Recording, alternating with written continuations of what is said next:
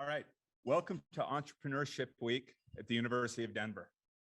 I hope everybody, I love that. Yeah, right? Right. Where else do you want to be on a Thursday night but right here? I hope everybody enjoyed the many forms of art displayed throughout the main floor of the community commons. I'd like to thank my DU colleagues in art, film, emergent digital art, and theater for making that all possible. This is our first time, definitely not our last, and we'll keep building on this experience. My name is Joshua Ross. I'm the Director of Entrepreneurship at the University of Denver, and on behalf of Entrepreneurship at DU, welcome. I'm excited about our event tonight. We have an amazing panel of creatives, innovators, and entrepreneurs joining us, and a wonderful moderator to guide us through the discussion. So let's get this started. Please welcome our moderator, David Moke, the Director of Programming for the Denver Theater District.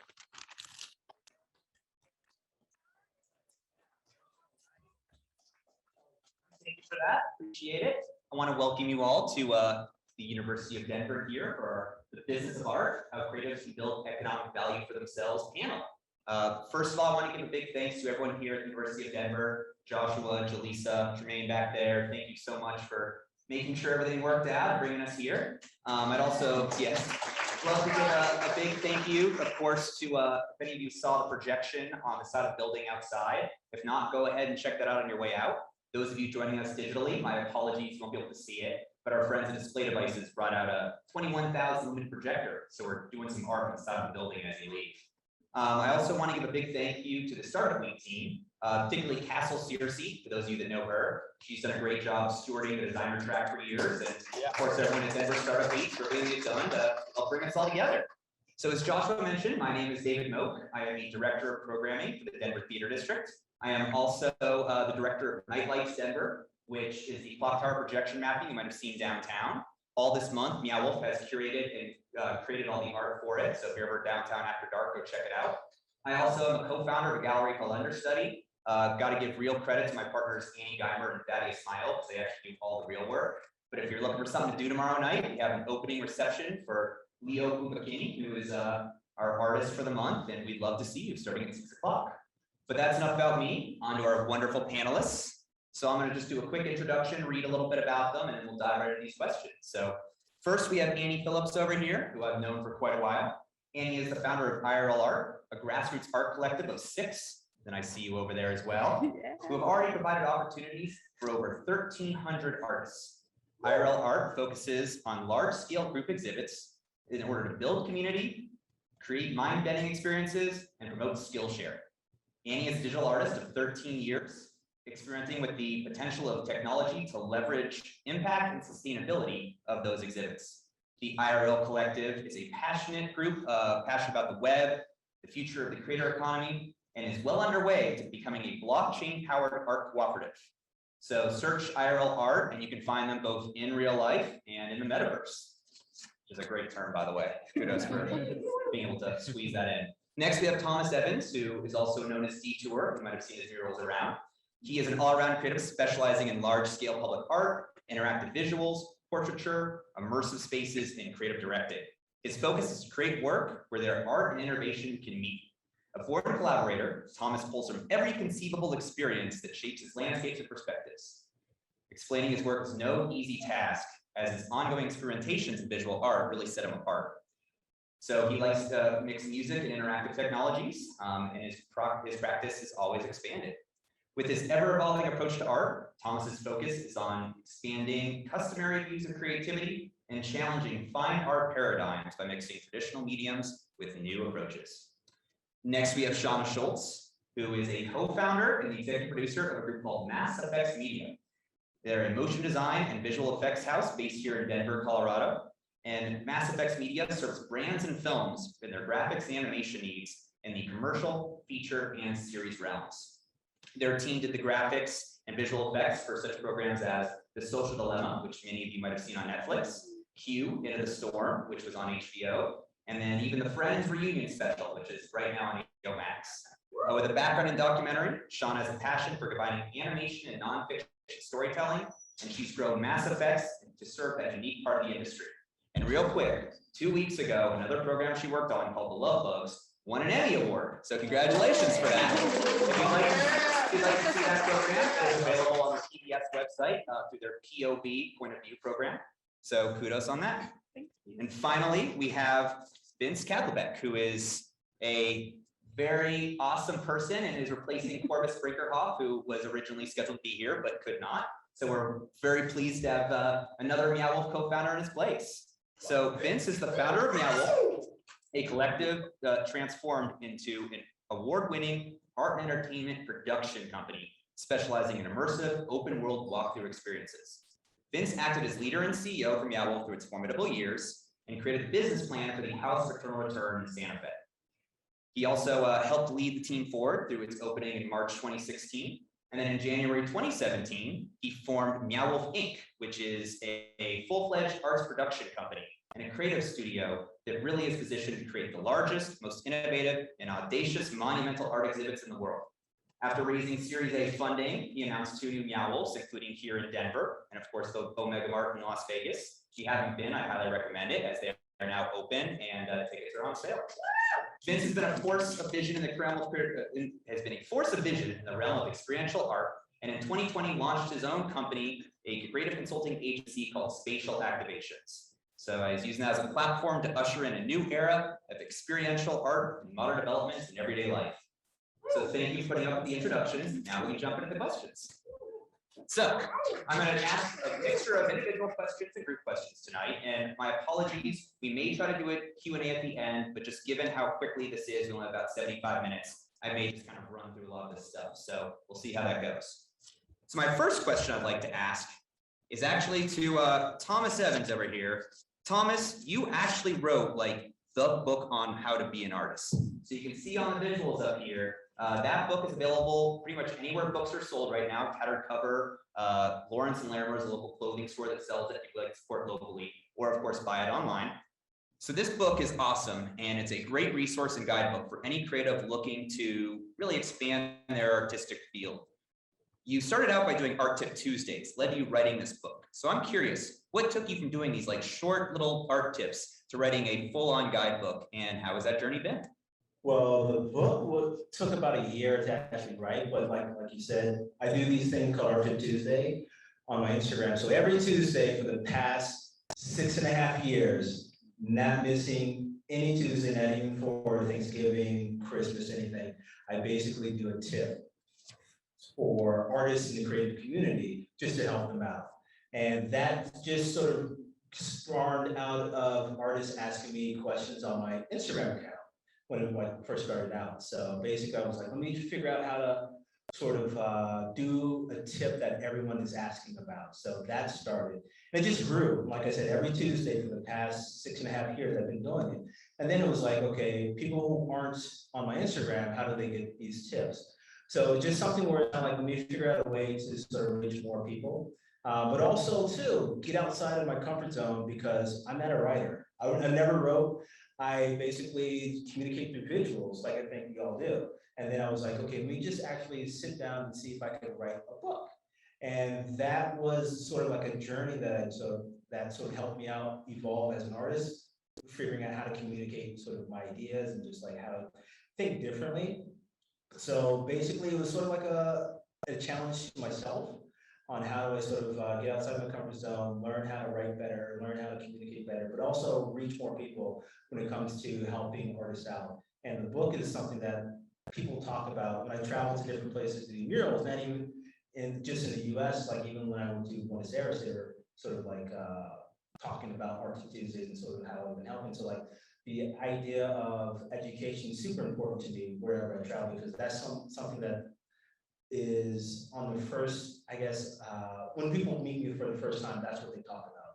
Not so much the murals or the artwork, it's like how I help them out in terms of, you know, this tip about how to save a canvas really saved my sort of next show, or this tip about how to stretch out my paints really helped me out. So that's sort of like where the idea of writing the book came from. But it was not, like I said, not only sort of just writing the book, it was basically like a challenge to myself. and just helping out artists wherever I can. Great. I'd recommend every single one of you go and check out this book. If you're an artist yourself, it's a great guidebook. It can help you with a lot of things. If you're not an artist, but you want to know, what's going through their minds or what maybe they're working on, it's a great way to look into that. So I just really wanted to shout that one out. Next, I want to talk to Annie here. So I'm going to be jumping around PowerPoint, by the way.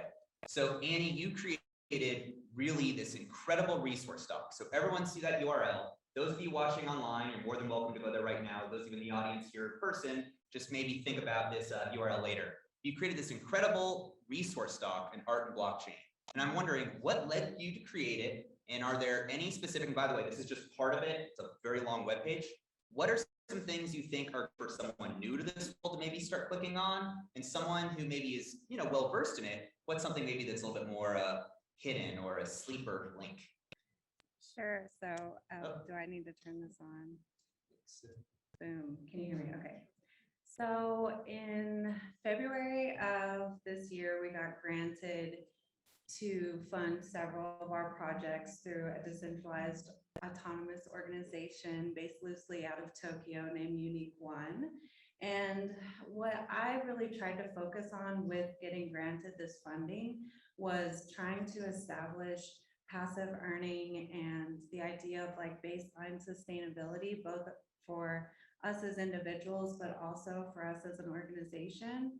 And I thought about writing an article, but I realized really quickly it would be really long, and I wanted it to be more concise.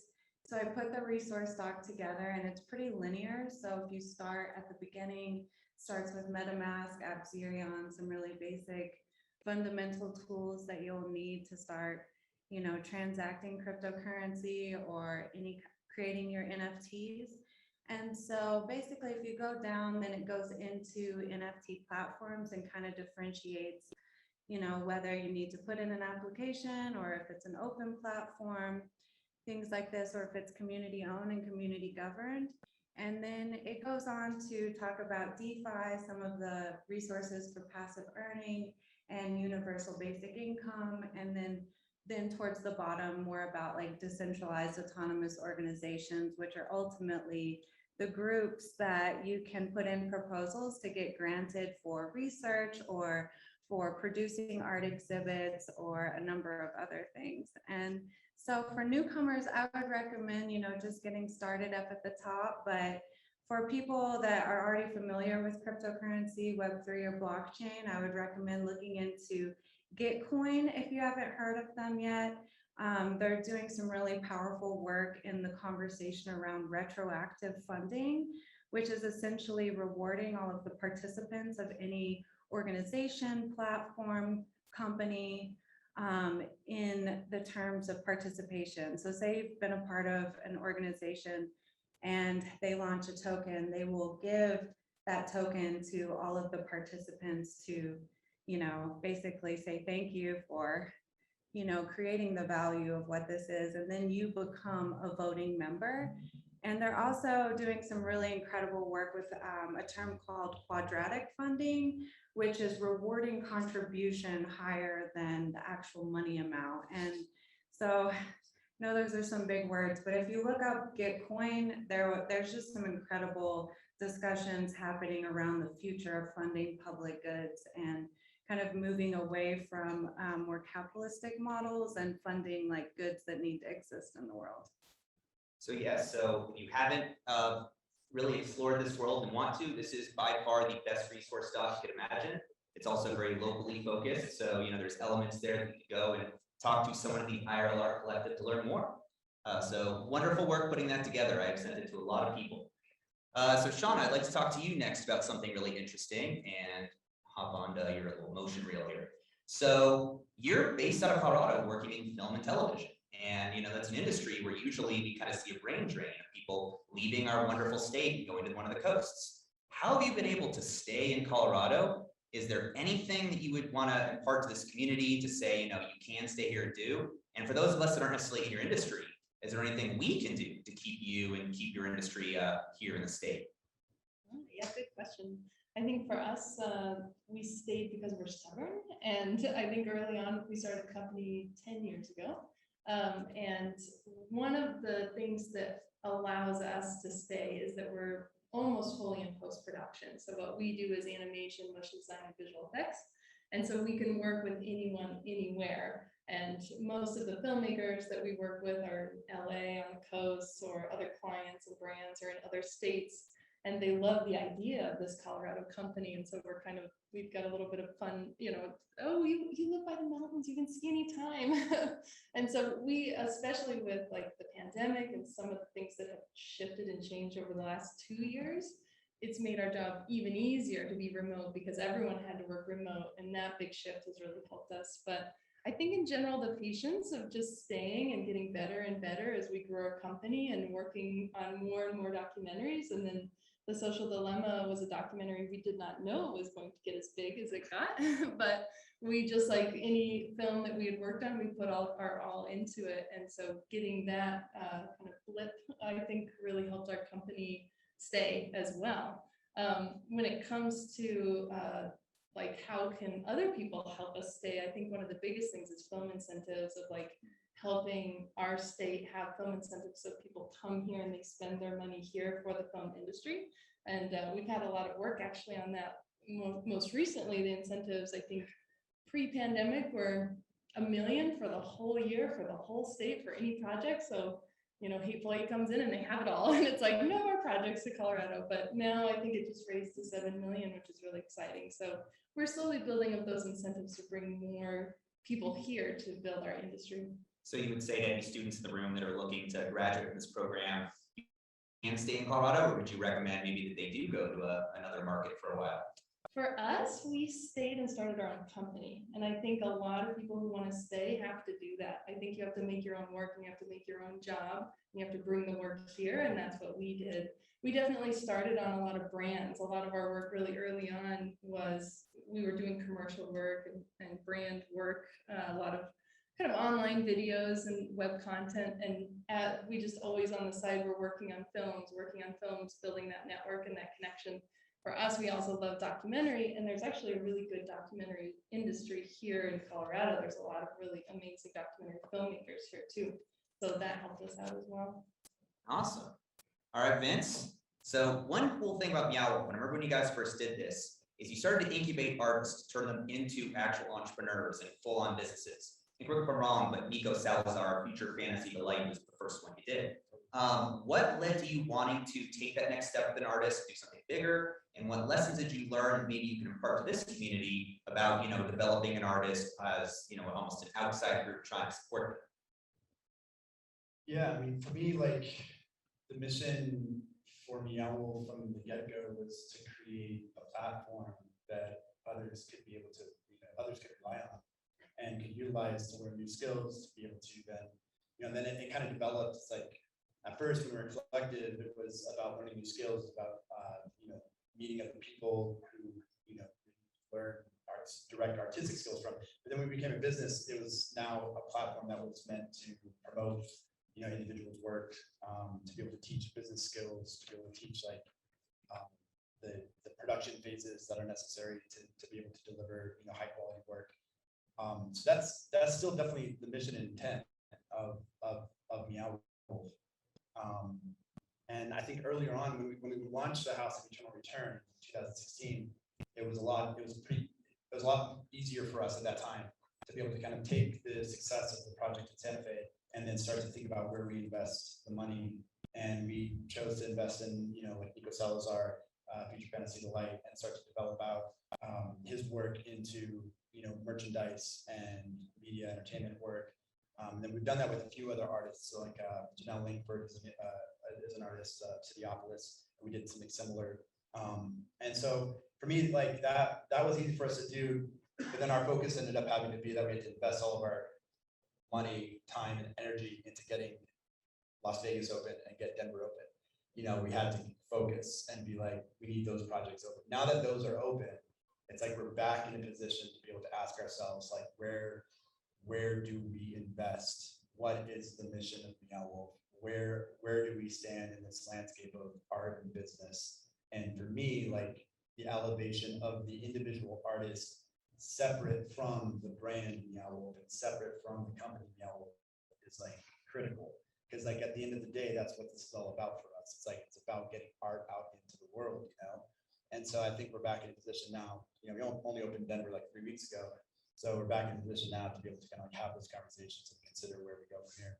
So with Nico in particular, what did you see that you could offer that really, you know, helped him out the most? Oh, well, you know, at first, like Nico had a room in Santa Fe, mural room that he did by hand. Yeah, there you go. It's amazing. And we were just blown away by it. Like, and then people loved it. And it was on Instagram a bunch. And it was one of like the, you know, the most Instagram rooms. So we went to him and said like, hey, we start making products. You know, are you into that? And it was an interesting conversation because not everybody immediately, not every artist immediately is like, yeah, totally, let's make merchandise, you know. But he was down. He was just like, yeah, let's do it. So then from there, it was like creating a business plan, understanding how much money we're going to invest into those products. What are the product lines going to be? How do we market it? Is this a Meowl thing or is this a Future Fancy Delight thing? How do we distinguish those brands? So it was just, you know, I think he's learned.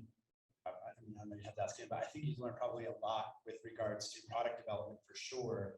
And then also just like, you know, he's also been his own marketing, basically his own marketing platform, you know, so he's continued to own his Instagram, he's owned his Facebook page. And so he, you know, so I think learned a lot about how to integrate with another brand. It's been a big partnership for him. So I'd like to stay on that kind of platforms and ask the other three of you here, what platforms do you use to really push out what you do in your art? Whether it's ways to share it like a social media or something that's very specific to your like industry and, you know, scene. As far as building virtual worlds, we've been really enjoying Crypto Voxel, Somnium Space, and we're really focusing on building a lot of our own tooling. But what's cool about the virtual worlds is they all click through and you can, you know, really view each piece of art. It's, you know, respected link. So they become these like virtual shops. And it's a real focus on creative ownership. So you actually own the parcel, you own all the assets. And with the beauty of NFTs, you know, with royalties, every time anything that sells, you get, you know, automatic royalties every time things are sold. And, you know, we have a big focus of building our own tech right now with open source code. A part of Gitcoin, what I mentioned earlier, is they have this other arm called GitHub, which is a giant repository of open source code and all for free. And you can, you know, participate in building the open web and get heavily rewarded for it. And yeah, I also have been really enjoying Telegram and Discord for ways of communicating about our projects. Yes. I think that every artist is going to have like a different platform, but also too, I think every work that you do has a different platform as well, and a different audience. So like me, when I was like getting into NFTs and crypto stuff and like trying to do my own, it was Twitter and Discord and looking at the virtual galleries. Whereas like my murals and stuff is like Instagram and TikTok and YouTube doing time lapse. Whereas like, you know, other works may be on a totally different platform that not a lot of people know about because it's a very specific niche sort of market that I'm sort of working to sort of attract. So I think every platform or every piece of work that you do or every sort of lane that you have is going to have these different sort of areas where, you know, you can sort of niche down and sort of figure out that market and figure out where are they going to or where do they hang out at, and then try to find out that spot that you need to be at. So like I have artwork that I put on Instagram that I don't put on Twitter, or Twitter versus, you know, Pinterest or something like that. So everything is going to have all these different little sort of markets. So I think every artist has to sort of do like an inventory of like, you know, what their work sort of and how it impacts a certain community or impact a certain market, and figure out where that market is. But it's all over the place. You should never limit yourself in terms of the places where you put out work. You know, you have your go-to sort of platforms that you really want to sort of put a lot of effort into, but really I just don't limit yourself in terms of where you want to put your work. I've tried Weibo, like Chinese social networking places as well. So I think I'm good in China. I don't know. That's like one way to find out. We're gonna go over there. So if any benefactors want to help out. What about you, Shauna? What do you use? Yeah, I think after our work on the social dilemma, we don't use any social media. I think probably LinkedIn is maybe the most active where I am. And then IMDb, of course, is really important for the film industry of just like, but that comes from you get the credits and it gets posted. But a lot of our work, our actual work is up on Vimeo, is probably the main place where we show our brand videos and any of our portfolio. And then of course the streamers that our work gets to show up on HBO and Netflix and Disney Plus and stuff. So yeah, we're really bad at social. What about you, Vince? What's Meow and spatial activations using? Yeah, so like, I'm gonna sound like such the corporate hack here, but like, I agree, LinkedIn has actually been surprisingly powerful. And I think the thing about LinkedIn too is like, people are just like, oh, that's stodgy business, like, kind of BS. But then once you actually post interesting content on there, because it is so dry, because it is so boring, and you post like really good like art, people flock to it, and then you end up getting work out of LinkedIn. I got so much work this past year out of LinkedIn, like just directly, and I think it's, on Instagram, on TikTok, like your creative can get lost because it is just so inundated. Obviously, those are great platforms, and on LinkedIn, with good creative, good art stands out. And there's people there who are looking for it. It is a marketplace for sure. And I'd say like, internally for internal work, I don't really know what the company uses. I probably, but I know that one piece that we use that's really helpful is Airtable. Like, it's an incredible piece of software for this, for visual art. Like just the way that it's able to manage JPEGs and video files and stuff in association with cataloging. It's really nice. Great. Well, if any of those are familiar with, go check them out. And apparently update your LinkedIn profiles. Yeah, recently. So, but speaking of like posting things online, something that I always found interesting. So one of my old jobs, I used to day-to-day manage the Kadlebeck, and it was really funny because for the couple of their eras, they wanted black and white photos, but a lot of press want color photos. So people would go online and just find an old press photo and use that for whatever they wanted to use. So permanency in the digital realm is a really interesting thing because sometimes when you post something, you can pull it down. Other times it's going to be out there forever. So I'm just curious, we can go down the line against you, Annie. How do you feel about the fact that, you have some of your early artworks and early things on that people can find, even though these days you really want to go in one direction, it's still, Google is your friend and your enemy. Do you have any advice to the young people in the audience right now who are posting a lot online that, might not be thinking of permanency? And then anything for those of us who also deal with this, good ways to kind of balance everything. Yeah, and so I'll say two things. So a mentor once said, if you know your full vision, basically just reverse engineer your way to that. And it's a litmus test of like, if what you're doing is still on the path. And so, as long as like where you're trying to go, I think that hopefully you can look back and your work, really still speaks to your current self, or at least as like getting you to where you're going. But with NFTs, I will say I minted about 35 of my own works, and looking back, because of the permanence with them, I wish I had have done them chronological, or I had groups them by style. I kind of didn't realize how explosive the whole Web3 world was going to get. And so I was just really being experimental and posting old work and new work. And I wish I had been a little bit more thoughtful about my plan, because looking back, I could have made a bit more cohesive of a portfolio.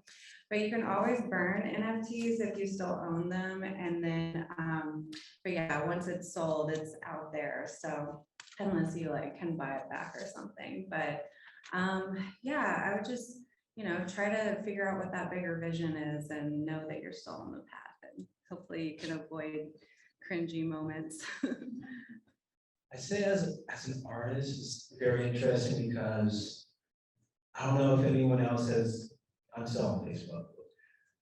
It popped up, they have these posts that pop up like, yo, this is what you posted 10 years ago. I'm like, yo, what the fuck?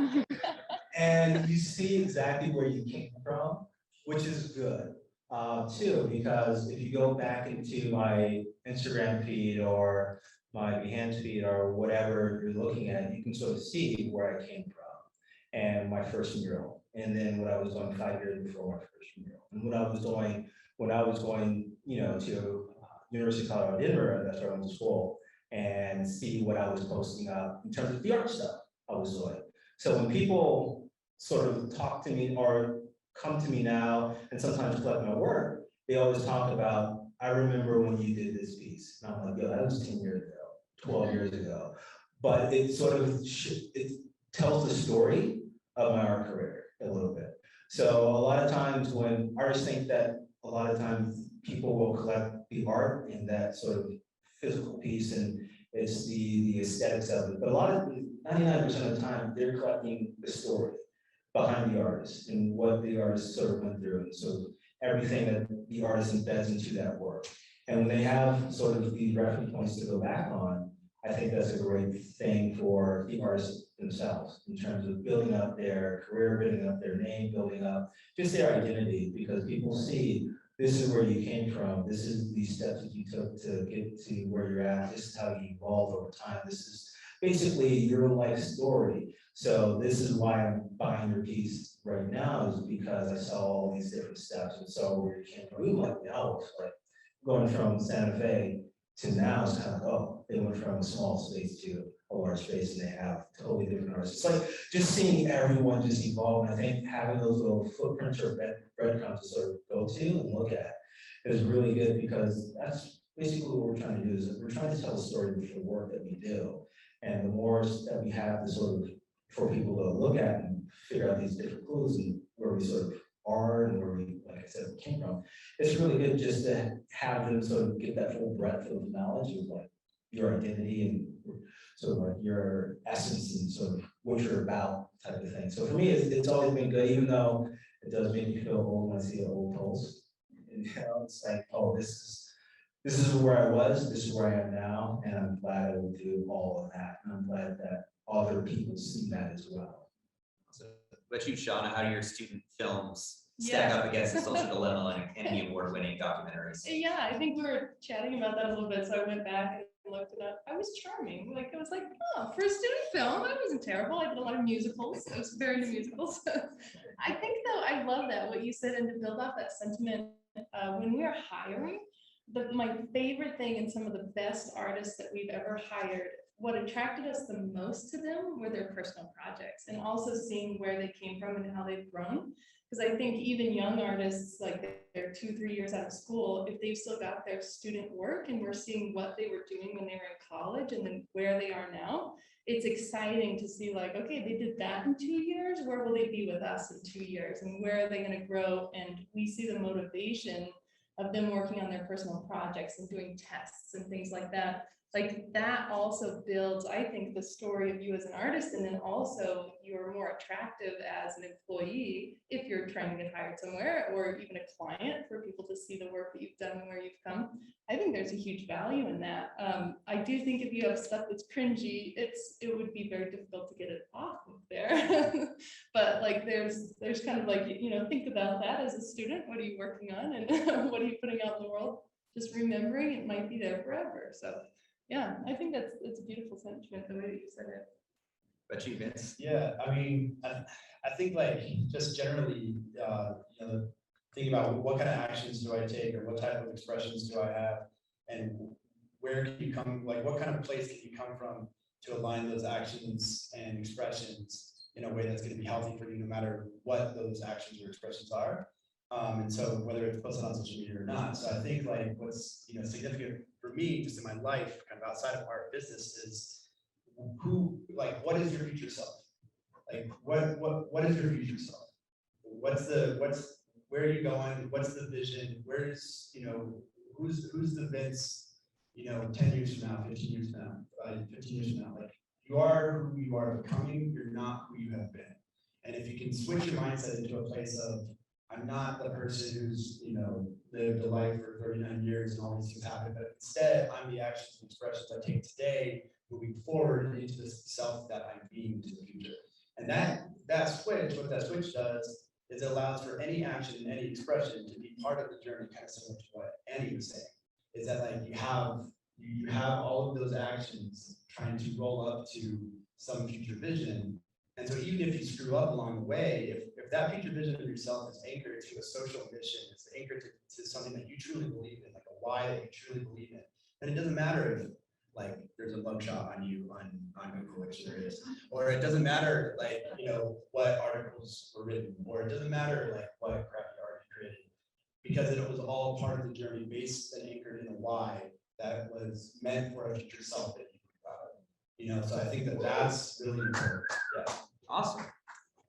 It's a great response. So now I'm going to get a little specific on some stuff, but my goal is that some of your students, some of your professionals, I got to kind of hit it all. But Annie, I want to talk to you about something absolutely amazing you're doing these days, and that's some of the granting opportunities within the crypto and NFT world. So really what I'm most curious on is, how is it different than more traditional arts grants that people might be familiar with? And you know, how could the greater artistic community benefit from kind of what stuff like this IRL Art X Sushi Swap program is? Oh yeah, so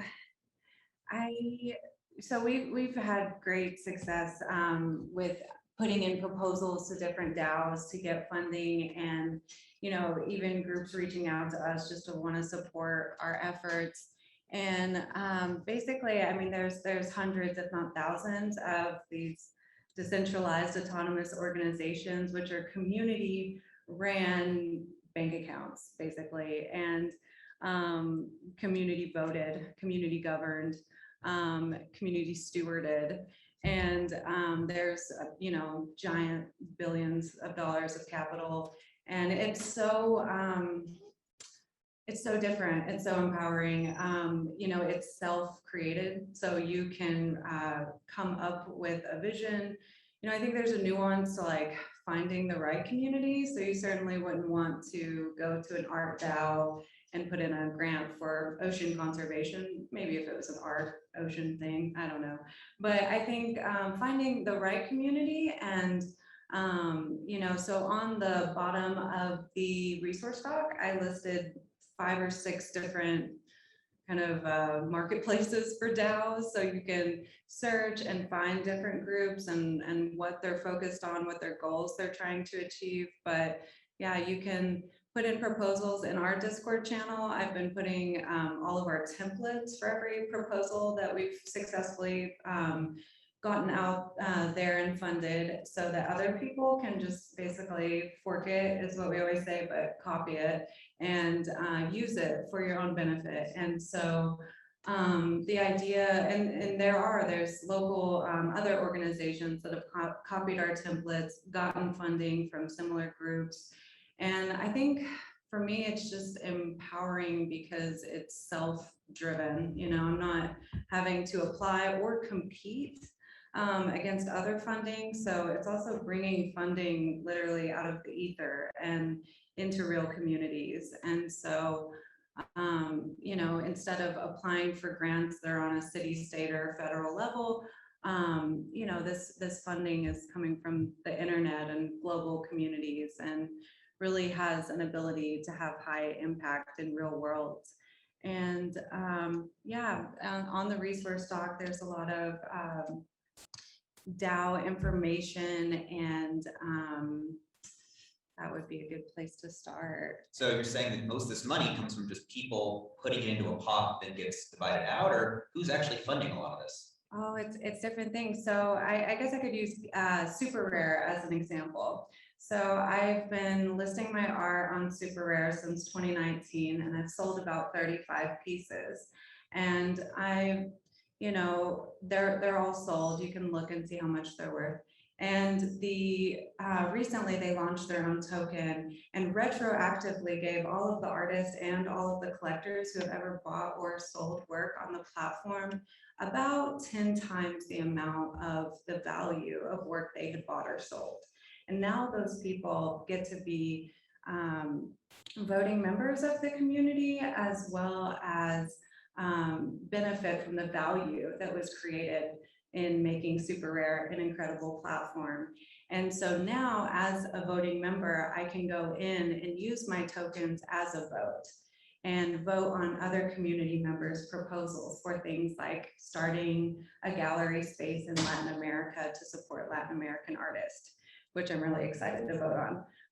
But yeah, so that's one example, but there's so many because the Web3 space is so expansive. I mean, a lot of tech, a lot of environmental, a lot of art, and really we're, you know, building the new internet. So there's a lot of opportunity. Yeah, I am definitely very, very limited in my knowledge of this, but every time I talk to Annie, it just seems like there's a big opportunity out there. So I really encourage a lot of you to explore this world if you haven't, because there is probably a way you can, you know, get involved in, you know, through groups like IRL. They're really trying to provide you with the resources and templates you need, then go and get that funding, which is still competitive, but a lot less competitive than going after, say, a public art piece in Denver. Shauna, you and I have talked a lot about, you know, when Mass Effects Media reached a point we really needed to go and get kind of outside help and stuff. And I'm curious, you know, for other people in this group who might have businesses that are reaching a point where they feel like, okay, I've done everything I can as an entrepreneur. How do I go and, you know, get more resources or just find out where to go from here? Any advice you'd give them? And, you know, in general, at what point did you really realize, okay, I should probably go and start finding some things that I hadn't been looking at originally? Yeah, so when we started Mass Effects, we started it only to do this 4-month project. So me and my husband, Matt, quit our full-time jobs to go travel the world and do a doc project.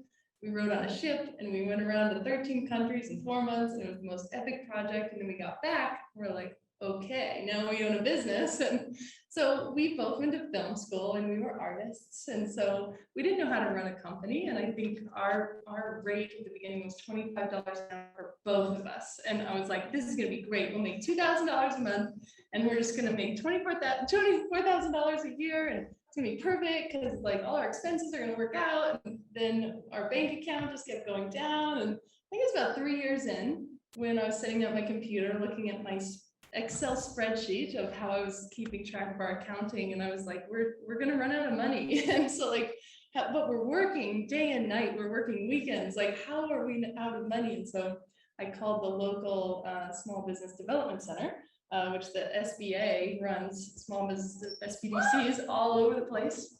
And they were like, okay, why don't you come in and like just bring a P&L statement? And I was like, what's a P&L statement? And she was like, honey, get in here. So I went in, I took a business class, and for the next like 2 years, I just took every single business class that they had.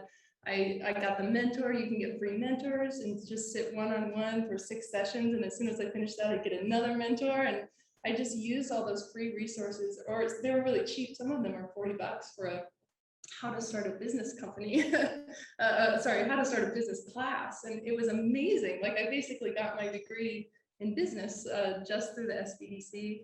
And then after that, like as I grew a few years ago when it was time to hire employees, that was a whole different ballgame. And so when I went back to the SBDC and took a thing about HR, and like turns out you have to pay them and like have taxes and stuff, and how do you do that? So all of that, I took all the like free courses that the SBA puts on, and it was hugely valuable. And then as we grew about 6 years in, then I got a mentor who runs specifically creative firms. And so I took a couple courses on that, because we're a different breed, we creatives. And so that then just like our company was able to really build and make some really positive decisions to do more film, because that's what we love to do. And it was like, how do we do that? So that mentor helped us through that.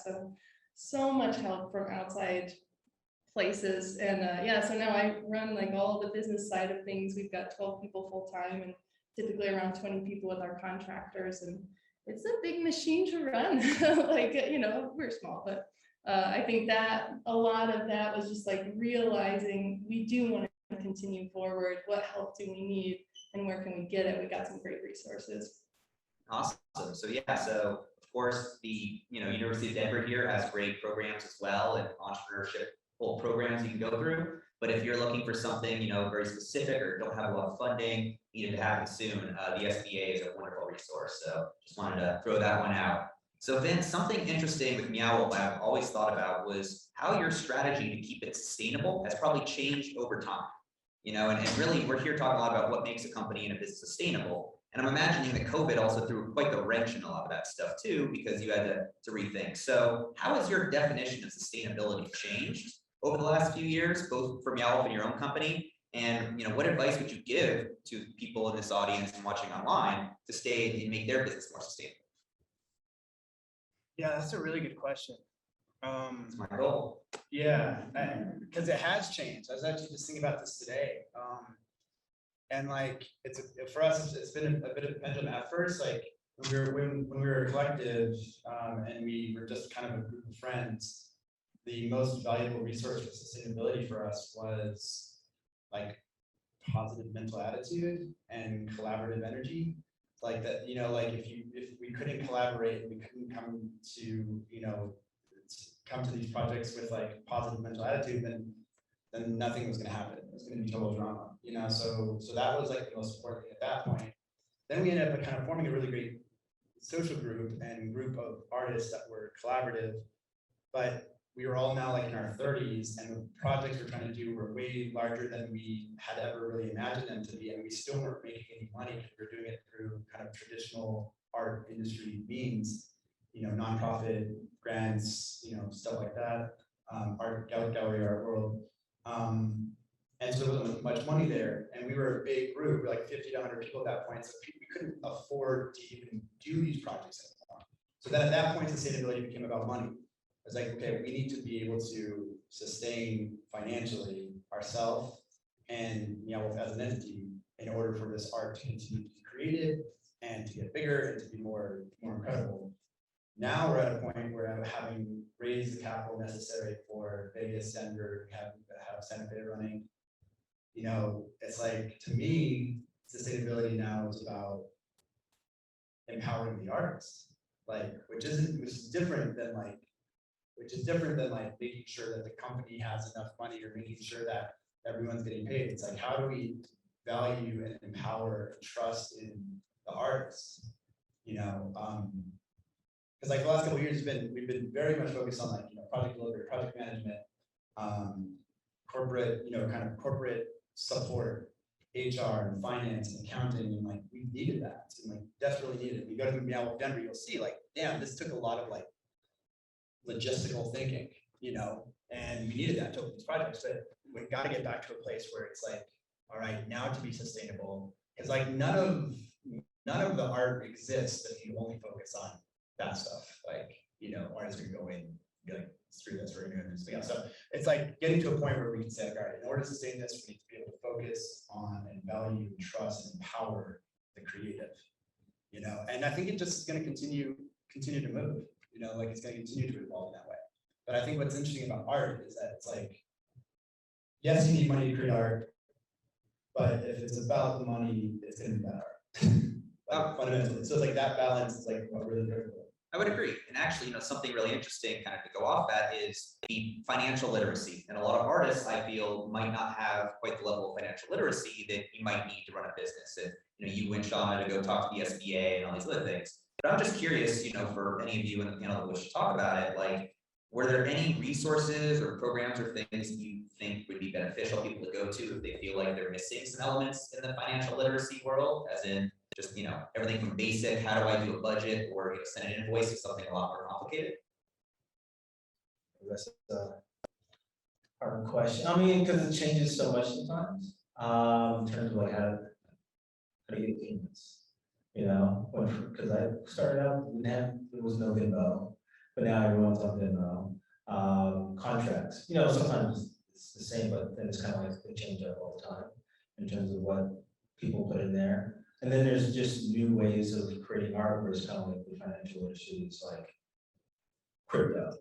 How the hell do you do crypto? How do you get a contract? All these different sort of situations, but there are resources where it's kind of yeah, you can definitely get the basic knowledge of the money you put into a business, that's what you use. And if you take out more than you put in, you're gonna run out of money, like you were saying. So I think the basic knowledge can be sort of gathered from, classes and workshops on campus, or even YouTube. I did a lot of stuff through YouTube as well, learning that. And I went to business school.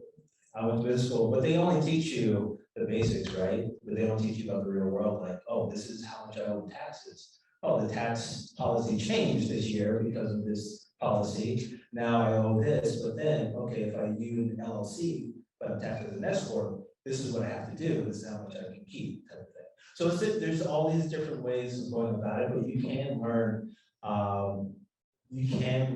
as much as you can through, things like YouTube books, workshops, SBA. But sometimes it's different in the real world, but also too, it's like I had to learn, method and everything. So I actually hired an accountant now. So I have an accountant that has been doing my taxes for the past 5 years. He's the one that set me up with all these different things that help me net pay Uncle Sam as much as I was. And then also too, I have a lawyer. So I have a lawyer, I have a patent lawyer that I pay maintenance. But it's like, I don't know everything, so I have to actually learn, how to delegate, how to scale up type of thing, which is what a lot of artists sometimes don't know or don't sort of think about. But it can be sort of something that we learn when we first start out. So I wish a lot of art schools would have it, because that's one thing that I hear a lot of artists talk about, is that they never had the know-how to sort of figure out just basic budgets, or how to do grants, or even if they get a grant, how's that taxed? How much do I need to sort of keep to the side, type of thing. But a lot of that stuff sometimes is just like going through experiences and learning, okay, this is how it's done over here. And this is what I need to do. If I make, 20,000 in the UK, okay, how's that gonna look on my taxes? How do I budget for that? So I mean, I did think about that a lot. And I think I hit with some penalties too.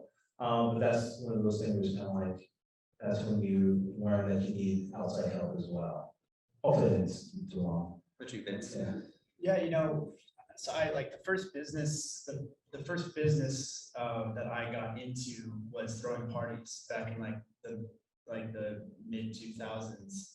And it was like, and I guess my point is like, start small and start where your passion is, but start small and don't be afraid of it. But it was like, how much am I gonna pay the DJ? How much am I gonna charge at the door? How much am I gonna spend on decorations? And then at the end of it, make sure everybody gets paid, and then how much I have left. And just the basic like production budget, potential revenue, what are the expenses, what's my profit? And you can start really small. It can be like $1,000 party that we put together, and we made 1,200, or we only made 700. Start small, and then all that really happens is that like you add more numbers to it. It's the same process. It's how much is it going to cost me to make it? How much do I think I can make from it? How much is it going to cost to operate it? And then what's my profit after? You know what I mean? And then just kind of learn that process enough, fail over and over and over again. And when it comes to financial aspects, and just keep at it.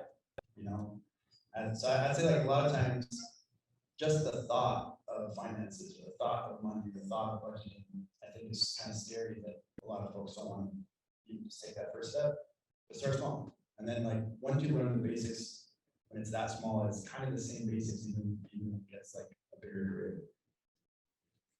Yeah, so a big part of our projects over the last 7 months, really condensed, that we've really built in budgets for all of us to do more education around financial literacy and do more one-on-one support with all of the artists as we're onboarding them into the NFT space, teaching artists things like, setting up a wallet, exchanging, bridging tokens, how to mint an NFT, how to get the money into your bank, and going through that whole process. And so that was part of what the resource doc, how that transpired, was a lot of the same things.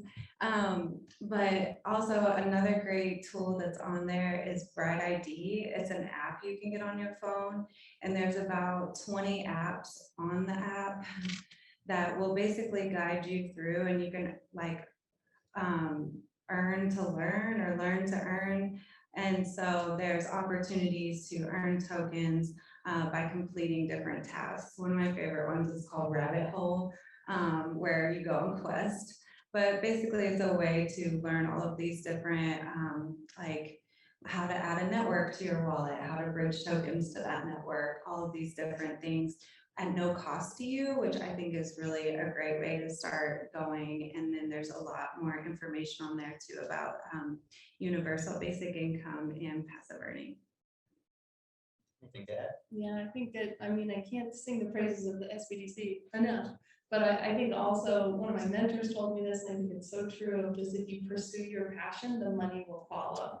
But you have to have the patience. I think what you were describing of like the phases of the business where and you're like, we're doing it, and it's all positivity, and you're not making any money, and you're eating ramen noodles. And then you get to a point where you build a machine that you have to make the money to run the machine. And so your focus shifts to run the machine, and you kind of forget about the art. And then you get to a point where maybe you get known enough, or you get big enough, and now people like your art, and now you don't have to market as much, and it's word of mouth, and you can kind of refocus on your art. And it's so much work and so much time to get to that point that you have to love it. Like if you're not passionate and you're not loving it, you're not doing the right thing. It's not worth the amount of work that goes into it, especially as an entrepreneur. So I think that other thing of just like the gut check all the time of like, am I still loving this? Or maybe the delegation part of it of what do I love about it, and what do I need to delegate so I can focus on my genius and what makes us good with what we do with our company. So I think that might be another little piece that isn't a tool, but just a piece of advice.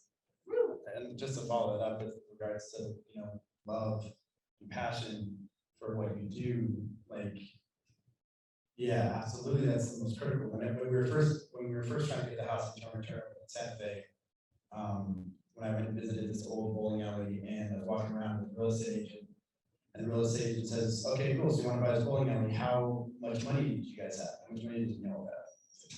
None. How much money do you guys have individually? None. Literally broke, got no money. Who do you know who has money?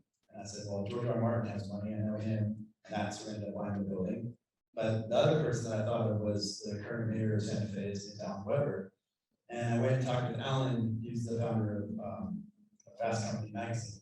And I went to talk to Alan, I said, Alan, you want to buy this bowling alley? He said, no, not really, but I'll give you advice. So what you need to do is you need to be able to understand what you're going to do with the bowling alley, and then you need to go and talk to every single person, no matter who they are, no matter what level of class they live in, no matter how much money they may have, no matter whether they're family members or total strangers. You talk to everybody about this project with total love, total passion, and total belief in the ability to get it done. And so that was the 18-month fundraising process for me, was just like getting real core with myself on the passion of the project, and then speaking from that place. And what's cool that I realized recently is that the etymology of belief is love. That's where belief comes from, is love. So it's like you need to operate from love in order to be able to create, to actually believe that you can create. So. Do you all like what you do, just out of curiosity? 100%. All right, it took me a while to get there sometimes, but I quite like it as well. So since a big portion of today and the stuff, of course, before the panel had a lot to do with technology, I want to kind of close a little bit by talking about some of where tech fits into all this stuff and what you are all excited about. So Thomas, I want to start with you. So I have this cool video, which is something you did. So do you first want to explain people are seeing, since it's really unique? And then two, you're really at the forefront of kind of incorporating technology in your art. So what excites you, and where do you think this stuff is going? What limitations do you find? Yeah, so this is something that I kind of built within the past month. And basically it's just like a XY entry that goes around, and basically it's tied to microcontroller that you can sort of sample sounds. So basically I'm playing, I can't hear it right now, but it's like I'm playing a beat, and then each trigger is sort of triggering the spray paint. And this actually is in my studio. You can see my dirty studio there, but this actually came from me. I think we were talking about this earlier too. Getting, I don't want to say bored, but just like I was in a place of creating on autopilot. And as artists, sometimes you go through this when you're sort of creating, and you're just like going through deadlines and projects. I was doing that, traveling, creating murals in different places. And then people love the work, so they want the specific type of mural, and then you're sort of doing a specific type of mural, and then it's kind of like you don't feel like you're sort of creating while you're being excited about what you're doing. And I've been going through that feeling for the past year, and then finally, I was like, let me just get outside of my box and figure out how to do something different, and sort of just evolve as an artist. And for me, I've always been, interested in technology, so it was kind of like, okay, let me actually go revisit that sort of part of my practice, where it's kind of like incorporating, circuitry and, sort of music and, machines and all these different things, but also learn as well. So I learned how to use this program called Fusion 360, which is kind of like we use it for product design. And basically you learn from YouTube, still learn from YouTube. And then I bought a 3D printer. So a lot of the parts that you see, it's like I couldn't buy that off the shelf. There's no sort of book sort of tell you how to do it. So I actually had to learn how to actually produce a lot of the pieces that I was using to actually create this gantry and create all the stuff that I was doing.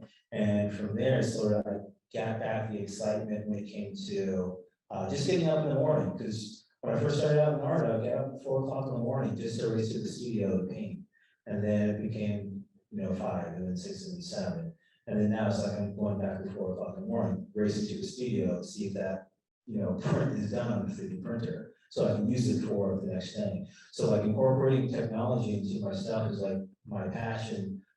It's always been my passion, but now it's like actually revisiting that part of my practice. So now it's basically trying to figure out exactly where I can be at the intersection of art, technology, music, but also collaboration as well. Because I'm not a musician, so actually bringing other artists into my space to actually utilize some of the stuff that I'm creating to actually enhance it a little bit more than what I could have done. So a lot of times it's really just me in the studio thinking of an idea and saying, okay, what would this look like? What would this be if I sort of created it myself? And I have now all the parts to actually create my sort of idea that I have and figure out whether, it's something that I like or not. But it's like, it takes me, days and days to figure out and troubleshoot problems, but that's what I love about, this venture into this area, because technology is always changing. I know it's like if a new camera comes out or a new plugin comes out, it's like, you gotta figure out how to change with it. So like 5 years ago, people weren't talking about NFTs and crypto. Now artists are actually making a living off of it. So we have to sort of figure out, okay, how do we sort of get outside of our comfort zone and figure out how to keep climbing and evolving as artists, and sort of figure out how can I utilize this new technology.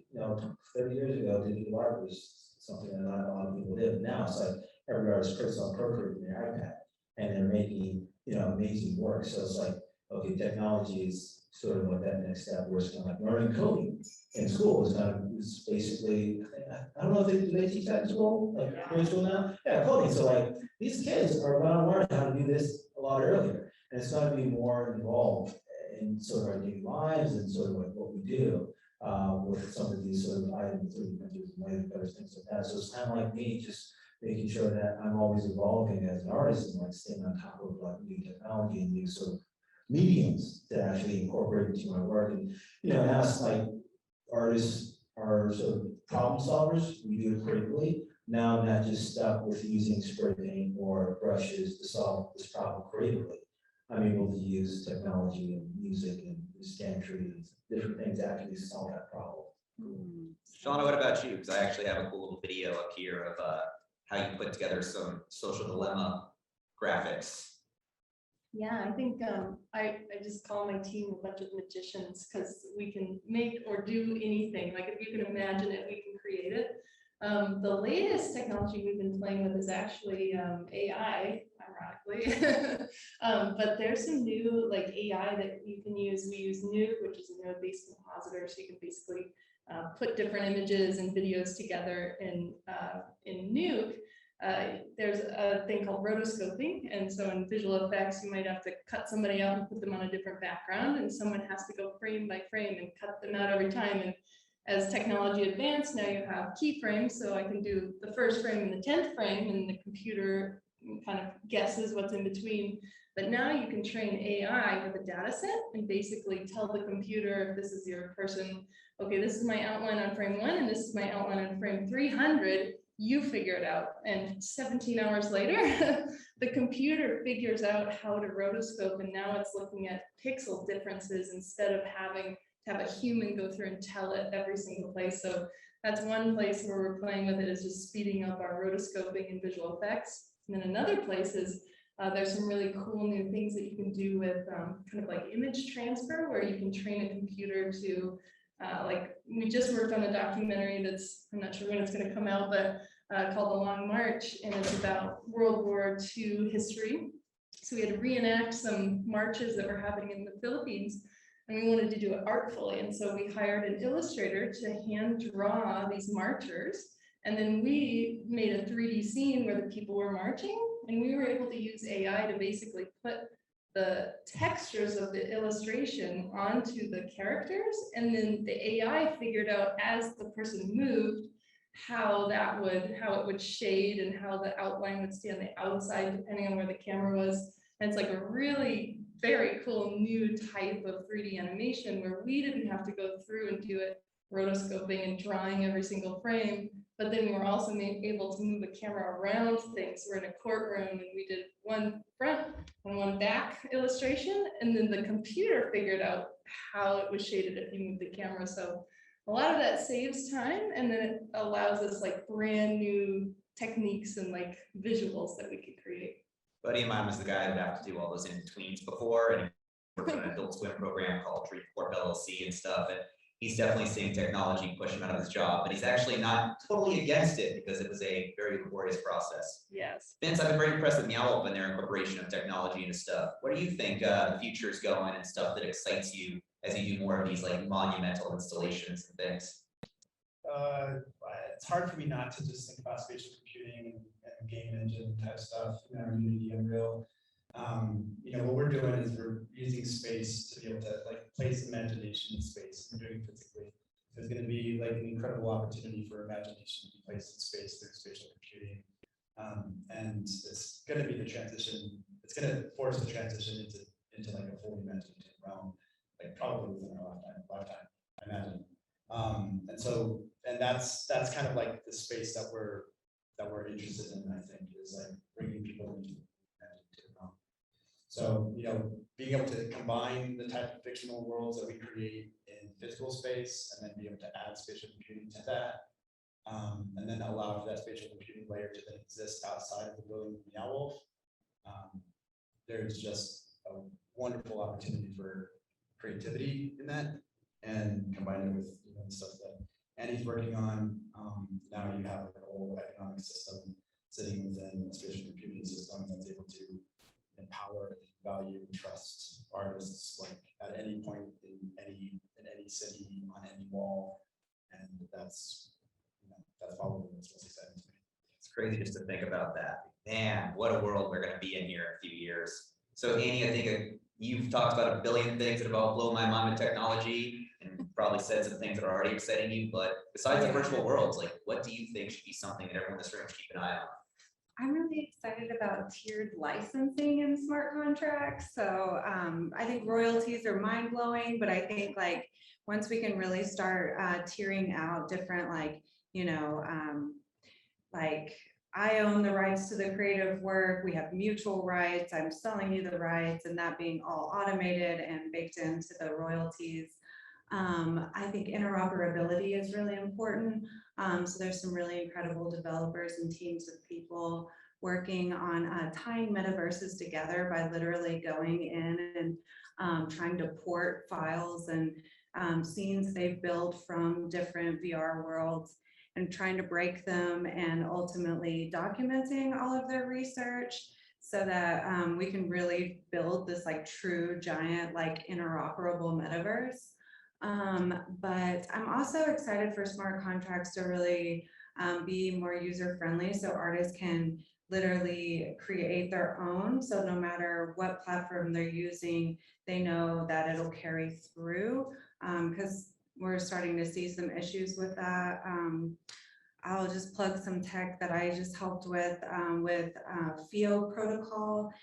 We are about to announce, so not actually have announced it yet, but a new naming system for smart contracts. So you'll actually be able to search on Etherscan for your NFTs, and it'll hopefully cut down on forgeries. So that's some of the stuff. Wow, all right. So my apologies for not doing a question and answer session, but I believe all of our panelists will be happy to talk to you afterwards and stuff.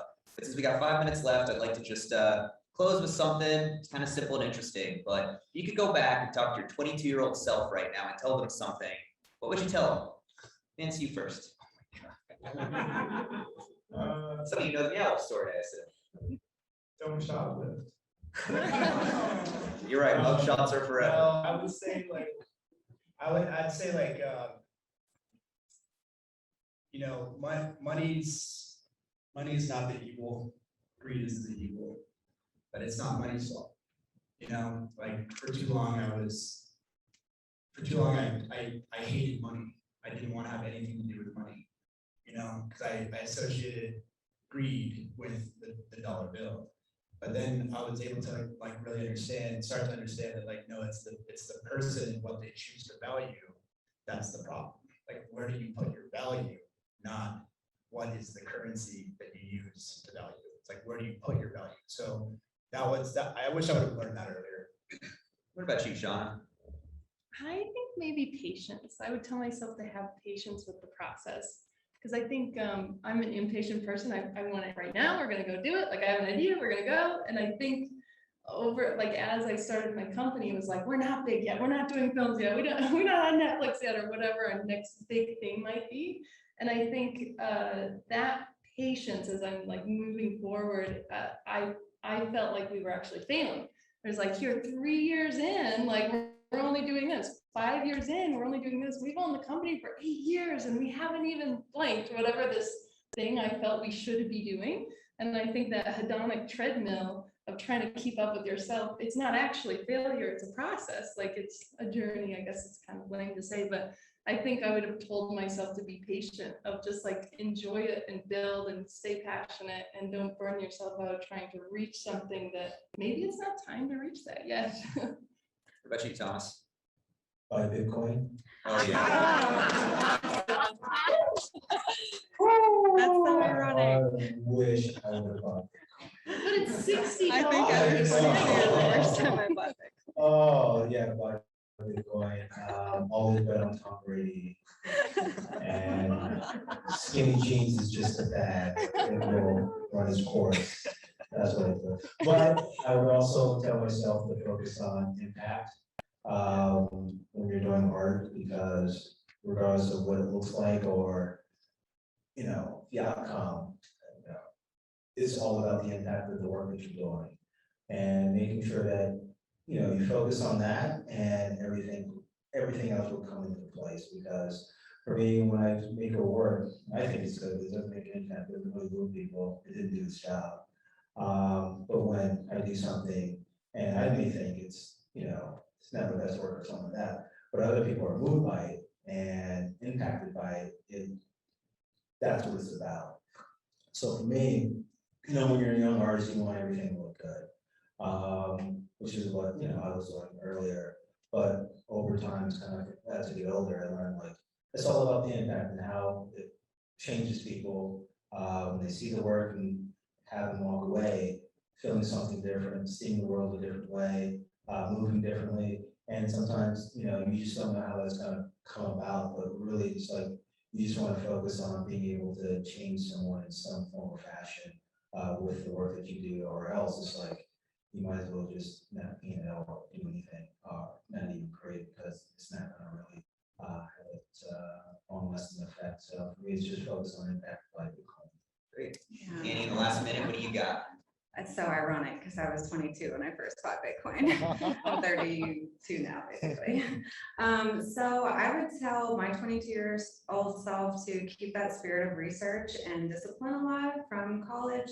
I was like a year out of college at 22. So just keeping that research and like look at like a goal you have and think of it as an assignment and carry it all the way through.